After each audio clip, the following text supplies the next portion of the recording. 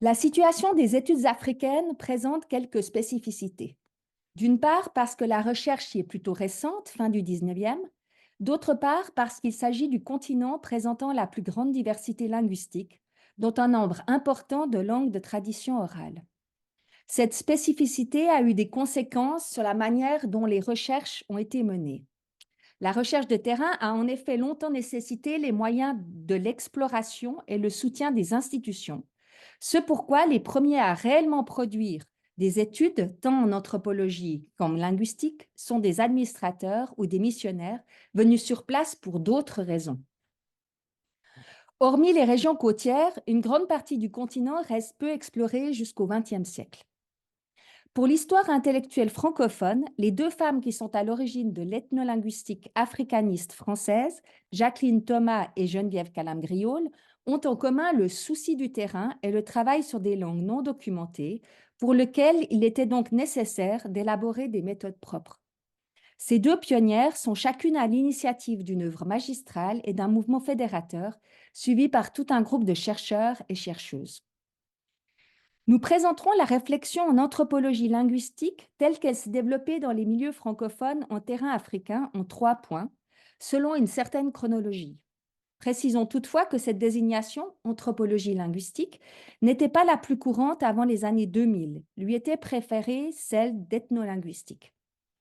Comme pour l'histoire générale de l'anthropologie linguistique, et en particulier l'anthropologie linguistique américaine, telle que Duranty l'a présentée selon 3 paradigmes, les différentes approches se chevauchent et coexistent. Elles sont même pratiquées parfois par les mêmes chercheurs en fonction des publications et des projets. Nous verrons dans un premier temps comment la discipline se présente comme une démarche documentaire. Il s'agit de documenter les langues dans leur diversité en relation avec les sociétés et défendu l'idée d'une interdépendance entre langue et société qui s'apparente au couple langue-culture du culturalisme américain. Dans un deuxième temps s'impose une approche de la vie sociale par le langage. L'étude ethnolinguistique est alors une manière d'analyser le poids de la parole à partir de ses représentations et de ses usages, la parole étudiée en situation éclairant la vie sociale et en particulier les relations de pouvoir ou les relations entre hommes et femmes. Enfin, en accordant de l'importance à l'événement, les travaux les plus récents ont pour objectif de décrypter les situations de diverses manières. À travers ces 3 points, nous tracerons à grands traits une histoire de l'anthropologie linguistique africaniste francophone en retenant quelques approches et travaux marquants. Le temps limité qui nous est imparti ne nous pouvons pas permettre de parler de tout. Il nous semble important cependant de mettre l'accent sur la diversité des travaux menés et sur les manières différentes de concevoir la discipline, non seulement au fil du temps, mais aussi selon les chercheuses et chercheurs concernés. Avant que ne s'impose une ethnolinguistique définie comme une approche scientifique ayant ses propres méthodes, les premiers à recueillir des données de terrain dans le but de mieux comprendre les populations, mais aussi à faire des dictionnaires, à recueillir des proverbes, des contes, etc., ont été des missionnaires et des administrateurs coloniaux. Certains d'entre eux peuvent être considérés comme des précurseurs dans leur approche combinant l'ethnographie et la linguistique. C'est le cas pour l'Afrique de l'Ouest francophone de Maurice Delafosse. Delafosse, administrateur colonial en Afrique de l'Ouest entre 1894 et 1917, est un des pionniers des études africanistes. Ayant pris très tôt conscience de l'importance de la langue dans l'étude des sociétés, il s'attelle à produire des descriptions grammaticales, par exemple l'Ani et le Dioula, deux langues parlées en Côte d'Ivoire, et des lexiques, dont l'imposant lexique comparatif de 60 langues parlées en Côte d'Ivoire et dans les régions limitrophes. Il s'intéresse également au système d'écriture existant et propose une manière d'écrire des langues africaines de tradition orale. Delafosse ne se contente pas de mener des recherches linguistiques en Afrique de l'Ouest. Il fait également de l'ethnographie pour mieux décrire différentes sociétés, notamment les Baolé, les Ani et les Sénoufo. Dès 1901, il plaide pour une étude scientifique des populations africaines. Cherchant à se démarquer des anthropologues de cabinet, il fait des enquêtes de terrain avec comme méthode l'observation participante. Il met également en place des enquêtes collectives. Prenant en compte les sources orales comme écrites, Delafosse met en évidence l'historicité des sociétés africaines et en cela est le précurseur de l'historiographie africaniste. Le travail le plus emblématique de Delafosse est sa monographie intitulée Au Sénégal-Niger, publiée en 1912. Orientaliste et arabisant de formation, il y présente le Soudan français comme objet d'étude aussi intéressant que l'Égypte. Il montre un territoire qu'il ne faut pas réduire à la coutume, comme il le dit, mettant en valeur les contacts anciens entre le Soudan français et le monde musulman. S'il répond au départ à une commande d'ordre colonial, Delafosse cherche à produire un travail scientifique. Son insertion dans le monde académique se confirme quand, de retour à Paris, il assure un enseignement au Langso, anime un séminaire à l'Institut d'ethnologie et participe à la création en 1926 de l'International African Institute of African Languages and Cultures. Cette association, toujours en activité, est hébergée à la SOAS à Londres et publie la revue Africa. Delafosse a mené ses recherches dans le contexte colonial en tant qu'administrateur. Il faut donc avoir conscience des biais que cela suppose quand on prend connaissance de son travail. Son approche en fait cependant un précurseur des études ethnolinguistiques. Dès ses études universitaires, Jacqueline Thomas manifeste un intérêt pour la pluridisciplinarité en étudiant à la Sorbonne la sociologie, l'ethnologie, la linguistique, la psychologie et l'histoire des religions. Souhaitant faire une enquête de terrain en Afrique, elle suit des cours au Langso afin d'apprendre une langue africaine, le mandingue. Elle part avec 3 autres personnes, un ethnologue, un sociologue et un technicien audiovisuel, Schling Baka, en Afrique centrale, dans ce qui était alors le territoire français de l'Oubangui-Chari, pour un premier séjour de 56 à 58, à un moment charnière de l'histoire coloniale, juste avant l'indépendance. Thomas s'installe dans le village Gbaka de Bois-Bois et vit avec sa petite équipe en immersion, ce qui n'était pas bien vu par les administrateurs coloniaux qui lui confient son matériel dès son arrivée.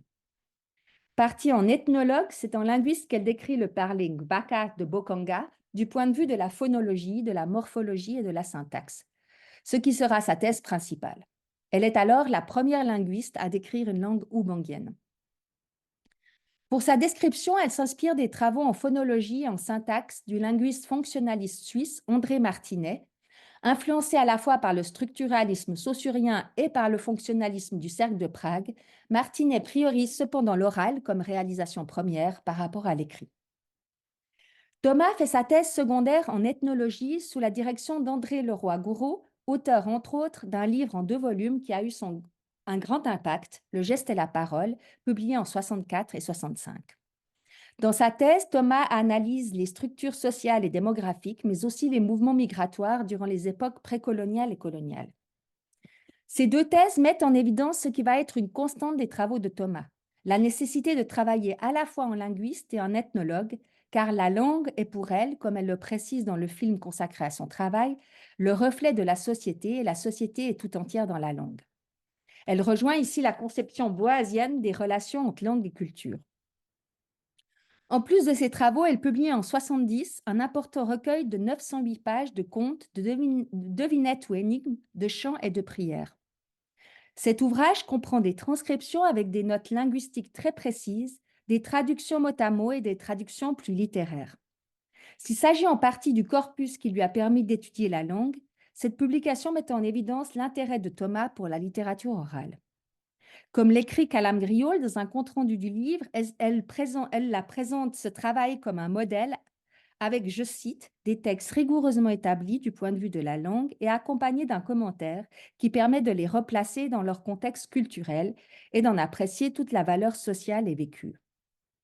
Calam Griol souligne l'intérêt du découpage en séquences qui respecte le rythme de la narration, ce qui est intéressant et éclaire d'un autre regard le travail sur la littérature orale de Thomas. Elle n'aborde pas les problématiques de l'oralité, ce que fera l'autre pionnière de l'ethnolinguistique africaniste. Elle se montre sensible à un élément important, le rythme. Alors, pour présenter le postulat théorique et les apports méthodologiques des travaux de Thomas et de son équipe, nous commencerons par citer Thomas elle-même.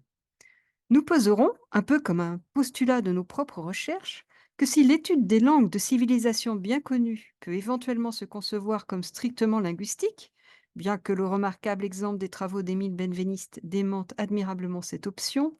L'étude des langues sans tradition écrite, dont on ignore tout ou presque des civilisations, ne peut s'envisager sans qu'on mène parallèlement une étude des cultures, faute de quoi l'étude linguistique demeure une coquille vide, un squelette sans chair.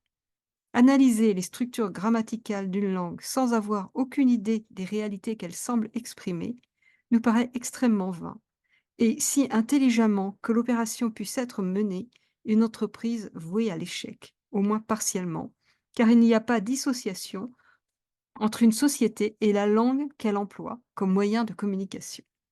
La réciproque nous paraît tout aussi valable. L'étude des structures d'une société, indépendamment de celle de sa langue, ne peut avoir qu'une valeur limitée. De cette citation ressort la spécificité des langues de tradition orale, quelles qu'elles soient. Une spécificité qui amène à un constat méthodologique. Ni les anthropologues, ni les linguistes ne peuvent faire l'économie d'une formation dans l'autre discipline. Regrettant que trop souvent les revendications d'une relation qui unit ces deux disciplines ne sont que des déclarations de bonnes intentions, pour citer Thomas, elle va œuvrer au sein du Lacito pour que celles et ceux qui rejoignent son équipe travaillent dans ce sens. Elle fonde ce laboratoire spécialisé dans les langues de tradition orale en 1976 avec le linguiste Luc Boucquiot, laboratoire dont, dit-elle, l'âme est André-Georges Audricourt. Consciente des difficultés d'étudier une langue de tradition orale et afin de poser les bases d'un véritable dialogue entre les disciplines, elle dirige, avec Luc Boucquiot, 5 volumes d'enquête et description des langues de tradition orale, qu'il publie pour la première fois en 1971 à la Société d'études linguistiques et anthropologiques de France, la CELAF, une maison d'édition consacrée à l'ethnolinguistique qu'elle a créée. Ils y prônent des études linguistiques de terrain en connaissance des contextes culturels, fondées sur des recherches en équipe avec un souci équivalent dans les deux disciplines. La réédition plus complète de 1976, qui sera réimprimée en 87, comprend 3 volumes. Premièrement, l'enquête de terrain et l'analyse grammaticale. Deuxièmement, l'approche, linguistique qui contient des questionnaires grammaticaux et des phrases. Et enfin, l'approche thématique, des questionnaires sur les techniques et des guides thématiques, dont on peut voir ici un exemple. Ce qui caractérise, l'ethnolinguistique de Thomas, c'est la visée à l'exhaustivité. On y voit ici, l'influence d'Audricourt. Il s'est notamment dans cet extrait des paroles du film qui a été fait sur, Jacqueline Thomas. Il s'agit pour Thomas non seulement de prendre au sérieux la description, des langues en relation à l'environnement culturel dans lequel elles sont parlées, mais aussi de tenir compte des connaissances que les locuteurs ont de leur propre environnement naturel, en lien bien sûr avec le développement des ethnosciences.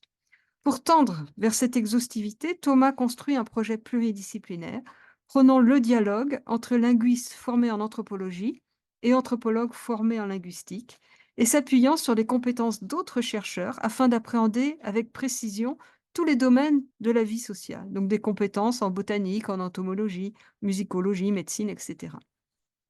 À ce titre, l'encyclopédie Aka en est l'illustration la plus aboutie. Quand le musicologue Simra Arom rencontre les pygmées Aka au sud de la RCA, il se retrouve face à une langue qui n'a pas été décrite et demande à Thomas de l'aider. Cette dernière vient de mettre en place un programme de recherche qui vise à décrire toutes les langues du pays. Il s'agit d'être aussi complet que possible. Description phonologique, grammaticale, recueil de lexique et de littérature orale. Parmi les chercheuses et chercheurs qui vont participer à ce programme, on retrouve entre autres Paulette Roulon et Yves Monino, qui travaillent chez l'Egbaya, Marie-Françoise Romby sur le Gbanzili, France Cloarec Heiss et Jacqueline Thomas sur l'Aka. En 1977, Thomas propose alors aux doctorantes et doctorants revenus du terrain pygmée de faire une encyclopédie avec Arom. Progressivement, l'équipe s'étoffe et comprend, à partir des années 80, 8 membres venant de différentes disciplines. Tous ont pour consigne de recueillir le vocabulaire technique lié à leur domaine. Cette encyclopédie, qui sera donc publiée entre 1981 et 2018, comprend 16 volumes et est ainsi organisée. Les 4 premiers volumes concernent les pygmées Akka et sont abordés tous les aspects de la société Akka. Le dictionnaire lui-même comprend 11 volumes, 7 456 entrées, 1 198 photos et dessins. Et enfin, un dernier volume, c'est le lexique français Akka, qui est conçu en fait comme un outil pratique. Nous avons donc vu dans cette première partie la dimension documentaire prise par l'ethnolinguistique africaniste à ses débuts, en particulier autour de Jacqueline Thomas. Mais dès la même époque, on rencontre une autre manière de combiner anthropologie et linguistique, incarnée par Geneviève Calame-Griaule. Les travaux de Geneviève Calame-Griaule mettent en valeur ce qu'elle appelle la vie sociale de la parole. L'approche n'est ici pas seulement documentaire. Il s'agit d'abord de comprendre le rôle du langage dans la vie sociale. On verra plus précisément ce qu'apporte le travail de Calame-Griaule et dans quelle mesure il relève de ce que Duranty a qualifié de deuxième paradigme, du fait de sa proximité avec l'ethnographie de la parole américaine. Nous verrons ensuite l'importance prise par la notion de performance, en particulier dans l'étude des arts verbaux, et enfin la question de la socialisation langagière. Calame-Griaule est d'abord une héritière. Fille aînée de Marcel Griaule, elle a manifesté dès l'enfance son désir de suivre les traces paternelles. Formée à la grammaire et aux lettres classiques, elle est également incitée par son père à apprendre l'arabe pour s'ouvrir à une langue non européenne. En 1946, elle a 21 ans quand elle part pour la première fois en pays d'Ogon pour un séjour de 4 mois sur le terrain, accompagnant l'équipe Griaule avec pour mission d'étudier la langue dans le but d'en faire un dictionnaire qui serait utile à tous. Cette première expérience de terrain ne fait que conforter son ambition. Elle y fait déjà preuve de sa rigueur et de son indépendance. Elle définit ses propres méthodes d'enquête, différentes de celles de son père, principalement du fait de l'importance qu'elle accorde à la diversité des informateurs et des informations qu'elle recueille. Par ailleurs, si on trouve dans ses archives quelques questionnaires, ceux-ci ont très peu été utilisés, car elle a dès ce premier terrain opté pour l'observation contextualisée. Aux fiches, elle préfère le registre, où elle note sur la page de gauche tout ce qu'elle observe, face aux paroles notées à droite. Par exemple, tout ce qui concerne le paraverbal lors du récit d'un conte. Lors de son deuxième séjour de terrain avec Griaule en 1954, rappelons que celui-ci meurt en 56, elle se lance vraiment dans les enquêtes pour préparer son doctorat d'ethnologie. Elle présente comme thèse secondaire le dictionnaire du Dogon parlé à Sangha, auquel elle a continué de travailler, et sa thèse principale donne lieu à un ouvrage publié en 1965 qui est très vite considéré comme une œuvre majeure et fait d'elle une pionnière pour l'ethnolinguistique. Ethnologie et langage, la parole chez les Dogons. En effet, Calame-Griaule ne s'est pas contentée de faire une étude linguistique. Très vite, elle s'est mise à l'écoute de ce qui était dit et de la manière dont cela était dit. Il est vrai que la notion de parole était dans l'air du temps en ethnologie, après la publication en 1947 de D'Occamo, La personne et le mythe dans le monde mélanésien de Maurice Linhart et en 1948 de Dieudo de Marcel Griaule. Calame-Griaule va cependant peu suivre la voie de ses prédécesseurs dans la mesure où, dès ses premiers travaux, elle s'intéresse plus à ce qu'elle appelle la parole vécue qu'à la parole mythique. Elle choisit, comme elle le dit elle-même, de prendre les choses par l'autre bout et d'étudier la manière dont fonctionnent les échanges verbaux dans la société. Abordant la parole d'un point de vue émique, elle met en valeur les représentations qu'en ont les gens, la manière dont ils s'expliquent la production de paroles dans le corps, sa sortie et son impact sur l'interlocuteur, représentations qui auront des conséquences sur les manières de parler. Il s'agira par exemple de prendre soin de la parole pour ne pas blesser, mais aussi pour ne pas s'abaisser à dire de mauvaises paroles, à trop se dévoiler. En étudiant la parole dans la vie sociale, elle s'intéresse tout particulièrement aux relations hommes-femmes et aux spécificités linguistiques féminines.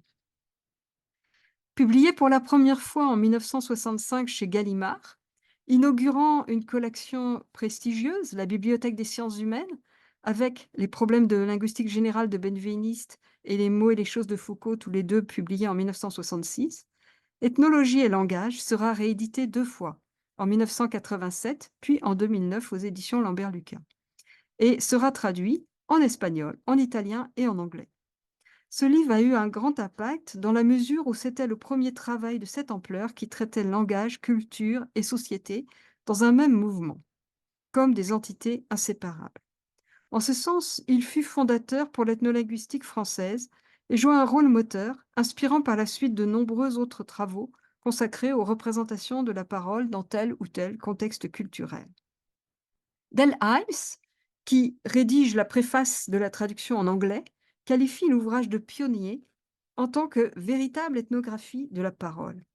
Il incite les lecteurs à prendre modèle sur cette recherche approfondie qui met bien en valeur combien le postulat de la coopération, qui semble évident à ses compatriotes, peut être fragilisé dès qu'une étude précise est menée. En effet, Calam-Griot expose avec l'exemple d'Ogon les subtilités et les dangers de l'échange langagier, montrant l'importance des manières de dire ou de ne pas dire dans les relations humaines, en particulier les relations entre hommes et femmes. Avec cette thèse, Calam-Griot faisait effectivement de la parole un objet spécifique de recherche. Dans le même temps, en France, l'ethnolinguistique devenait une discipline à part entière, consacrée par un numéro de la revue Langage dirigé par Bernard Potier en 1970. Dans ce numéro, un article de Calam-Griot pour une étude ethnolinguistique des littératures orales africaines établit les premiers principes d'une approche particulière des productions orales. Le livre qu'elle dirige en 1977, Langage et cultures africaines, joue véritablement un rôle de manifeste pour les ethnolinguistes africanistes. Il rassemble des articles des principaux représentants de la discipline. En plus de Geneviève elle-même, on y trouve La Plume, par ordre alphabétique, de Luc Bouquiot, Jean de Rive, Marie-Paul Ferry, Yves Monino, Diana Ray-Ullmann, Paulette Roulon, Christiane Sédou et Jacqueline Thomas. Cet ouvrage pose les fondements d'une pratique interdisciplinaire qui va dès lors concerner un nombre important de travaux africanistes. Pour Calam-Griot, l'ethnolinguistique n'est pas l'union de deux disciplines, mais bien une discipline à part entière.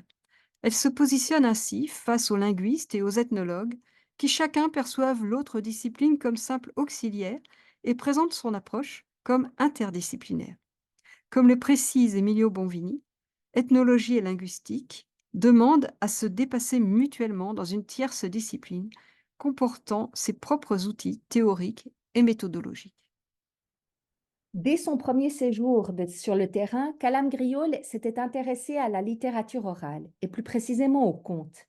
Lévi-Strauss devenant son parrain au CNRS après le décès de son père, elle est également influencée par l'anthropologue dans la mesure où elle cherche à accéder au sens des paroles émises dans une dimension symbolique, notamment dans certaines de ses analyses des contes.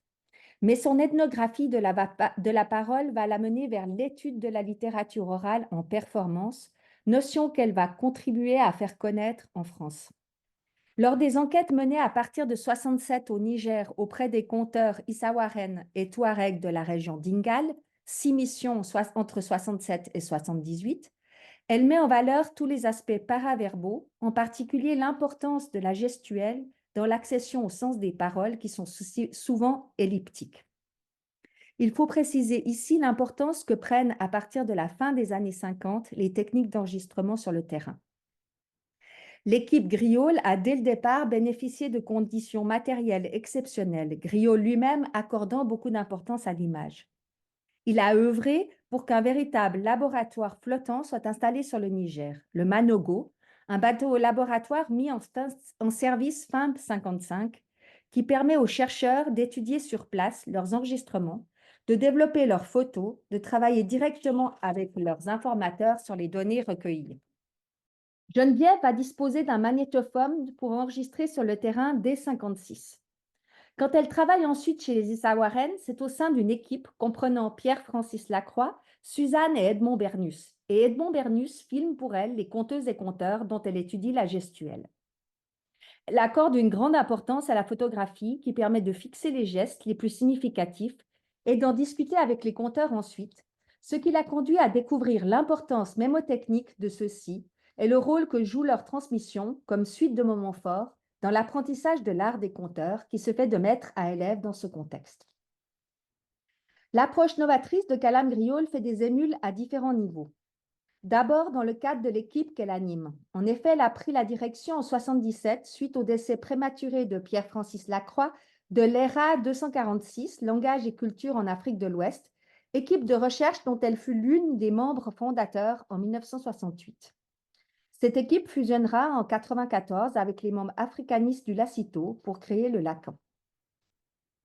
Ensuite, dans le cadre de ses enseignements à l'INALCO, elle assure le cours de littérature traditionnelle de l'Afrique de 68 à 76 et à la Sorbonne Nouvelle, séminaire d'ethnolinguistique de 71 à 87, et des thèses qu'elle dirige.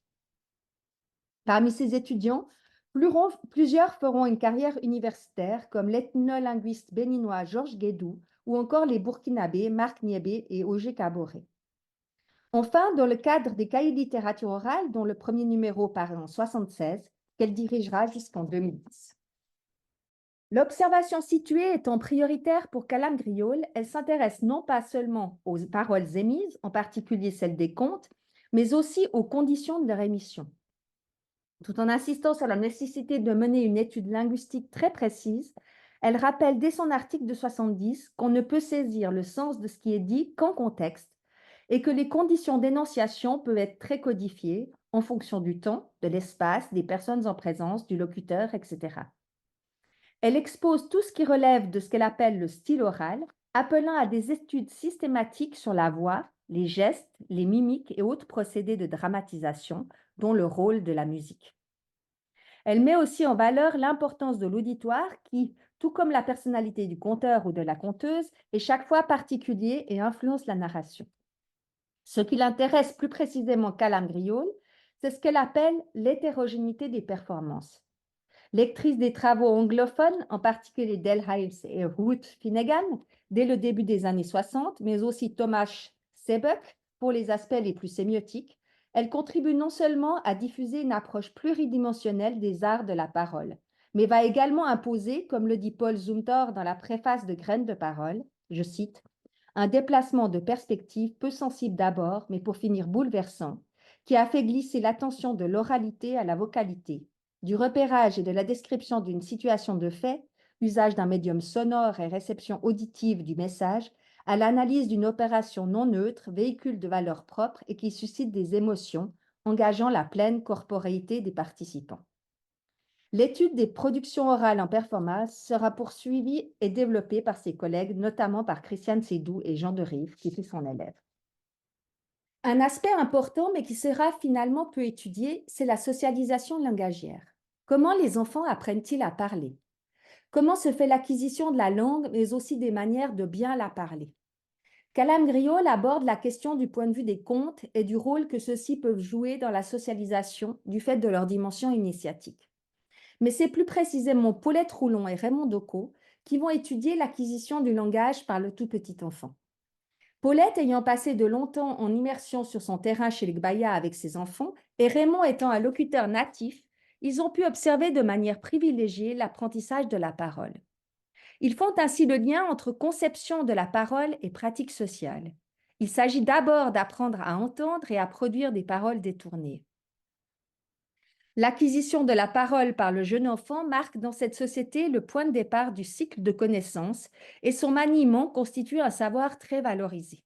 Les Gbaya, comme beaucoup d'autres peuples, distinguent la parole ordinaire, dont le sens est littéral, et la parole profonde, dont il faut chercher le sens au-delà des mots.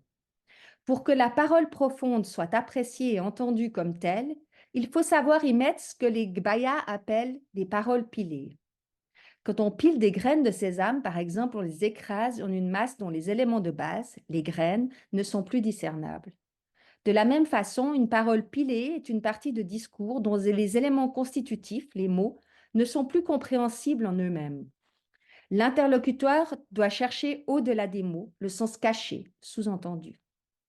Cela suppose un apprentissage qui débute dès que l'enfant commence à parler et implique l'acquisition d'une certaine manière de raisonner, de faire des liens afin de comprendre au-delà de ce qui est énoncé. Dans un premier temps, le petit enfant est invité à prendre conscience du déroulement de ses actions. On lui dit par exemple, regarde le sang quand il joue avec un couteau pour qu'il apprenne à anticiper. Ensuite, on le met en garde en lui disant l'inverse de ce qu'il doit entendre. Par exemple, surtout, prends bien le temps de te promener, alors qu'on souhaite qu'il revienne vite. Enfin, les adultes commencent à introduire des proverbes simples quand ils s'adressent aux enfants. Pendant tout ce processus d'acquisition des paroles cachées, aucune explication n'est donnée. Dans tous les cas, c'est sa propre réflexion que l'enfant doit solliciter pour faire la part des choses et saisir ce qu'on attend de lui. Ce qui le prépare assez vite à dire des proverbes, d'abord dans ses conversations entre enfants, puis en discutant avec des adultes. L'étude de la socialisation langagière montre bien qu'il ne s'agit pas seulement d'apprendre une langue. Pour pouvoir communiquer, il faut apprendre à maîtriser sa parole. Cela suppose de développer dès l'enfance une intelligence des situations, ce qui nous conduit à notre troisième point. À partir des années 80 et 90, divers changements modifient la situation des chercheurs en général, ce qui a un impact sur la recherche africaniste en anthropologie linguistique. D'un point de vue méthodologique d'abord, les conditions d'enquête changent par rapport aux travaux souvent menés en équipe précédemment. On part généralement seul, avec peu d'équipement. Si l'accès au terrain est devenu matériellement plus facile du fait du développement des transports, d'un point de vue politique, la situation instable de nombreuses régions a commencé à détourner les chercheurs du continent, ce qui n'a cessé de s'aggraver depuis les années 90. Mais surtout, c'est la politique de la recherche qui a changé.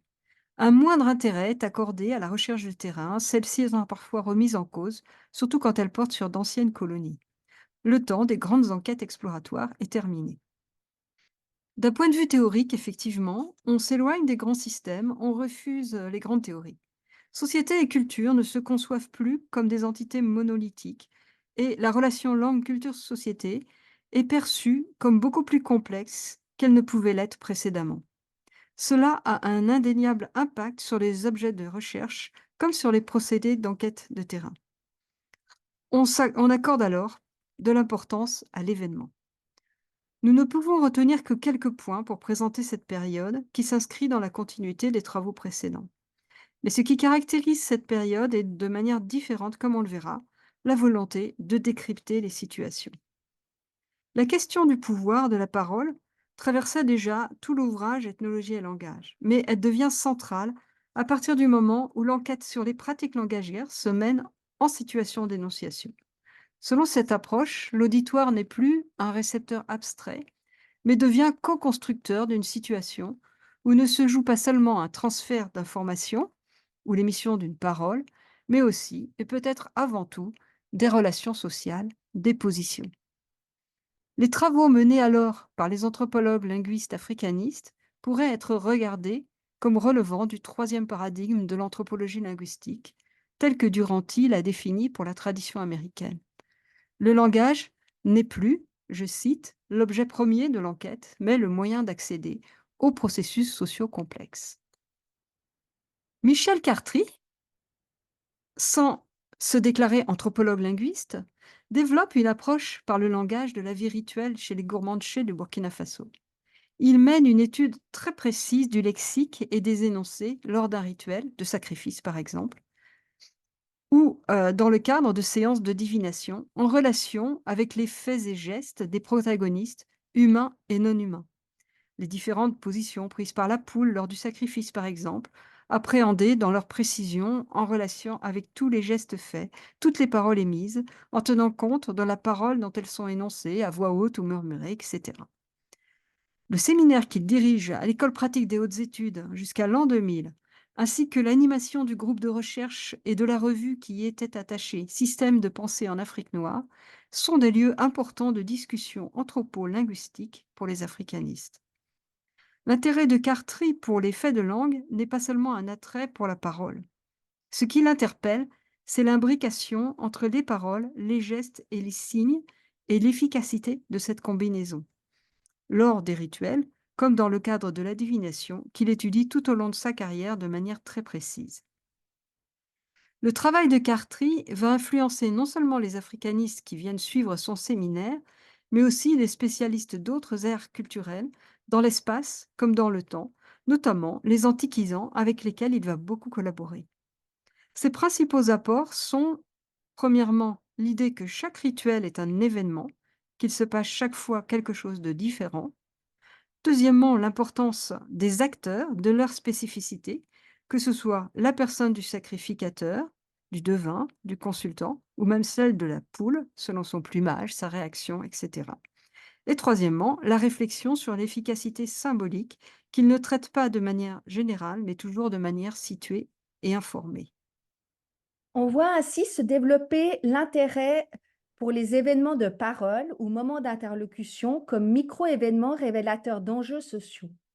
Dans les années 80-90, la question du dialogue et de l'interlocution est au cœur des problématiques de l'anthropologie linguistique, alors marquée par l'influence de Goffman et de l'anthropologie américaine, l'anthropologie linguistique américaine, ainsi que des travaux de ce que Yves Vinquin appelle la nouvelle communication. Ainsi, la parution pour une anthropologie de l'interlocution rhétorique du quotidien en 2000, ouvrage coordonné par Bertrand Masquelier et Jean-Louis Siran, intervient la même année que celle de Rituel du dialogue, dirigée par Aurore Monod-Béclin et Philippe Erickson, portant uniquement sur les sociétés amérindiennes. Masquelier montre que l'attention à l'événement n'est pas, je cite, une simple fascination pour les circonstances et les contingences de l'énonciation, un enlisement dans l'empirisme, mais au contraire une meilleure prise en compte de tout ce qui se joue entre les interlocuteurs pour un meilleur accès au sens. L'interlocution comme le lieu où s'exerce la dimension pragmatique de la parole en acte y est donc prise comme objet. La parole est d'abord une pratique sociale qui s'effectue entre guillemets à plusieurs. En regard des travaux précédents, cette approche met au cœur de l'analyse la situation de communication, dont il s'agit de saisir tous les enjeux à partir des points de vue des différents interlocuteurs. Masquelier étudie ainsi des formes spontanées d'activité langagière chez les idées du Cameroun afin de saisir ce qui a du sens pour les interlocuteurs, ce qui importe dans leur engagement dans la situation, en l'occurrence lors d'une suite de réunions où se sont exprimés des désaccords vis-à-vis du pouvoir.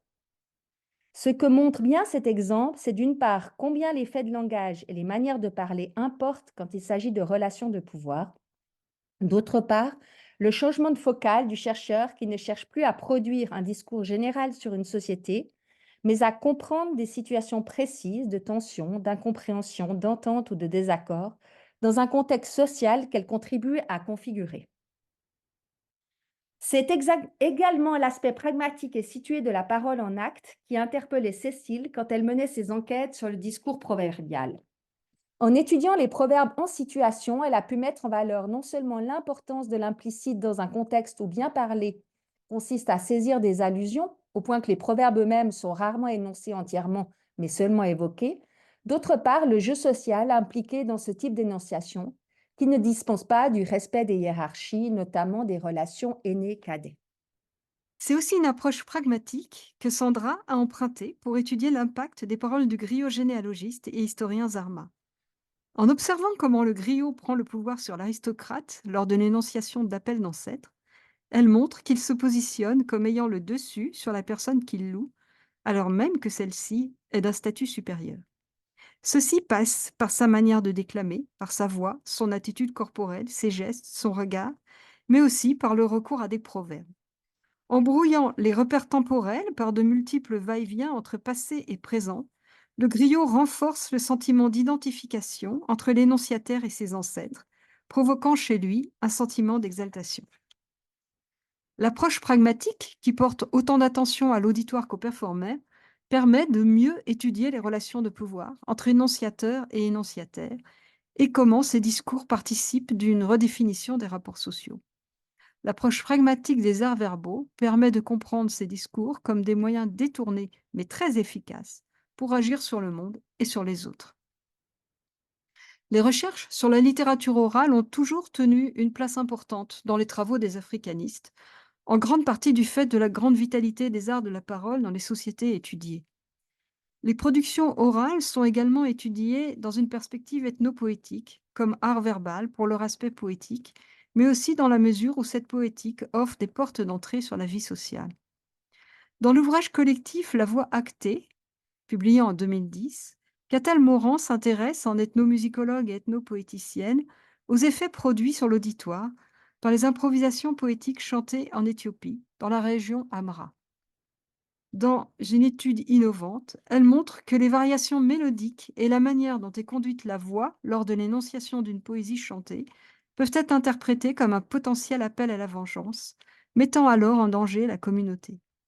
Cette variation implique un changement de genre poétique, et c'est ce changement de catégorisation qui entraîne l'interprétation et ses conséquences.